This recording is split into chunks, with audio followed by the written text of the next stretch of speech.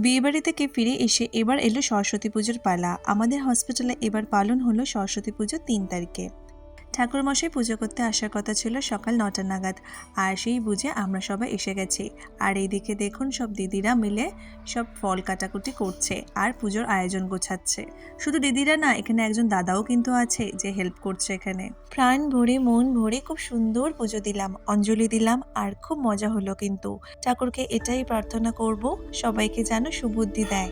আর তার সাথে আমার এটাও প্রার্থনা রইল আমি আর সুমন যেন এবছর আরো নলেজেবল অ্যান্ড স্কিল পারসন হই। কোনো অকেশন মানেই তো সবাই মিলে আড্ডা মারা, তাই না? পুজো তো কি হয়েছে, কাজ তো করতেই হবে। প্রসাদটা খেয়েই কাজে নেমে পড়েছি। তারপর চলে এসেছি একদম দুপুরবেলা লাঞ্চের সময় এসে দেখি এখানে হোম হচ্ছে। হোমটা একটু কিছুক্ষণ দেখে তারপর চলে এসেছি ক্যান্টিনে দেখি কি ভিড়। তারপর মনে পড়লো আজকে তো কমপ্লিমেন্টারি লাঞ্চ আছে, তাই জন্য এত ভিড়। আজকে লাঞ্চে আছে খিচুড়ি, লাবড়া, আলুর দম, পায়েস, কুলের চাটনি আর পাঁপড়। লাঞ্চটা কিন্তু জমে গেছে। এটাই ছিল আমার অফিসের সরস্বতী পুজো।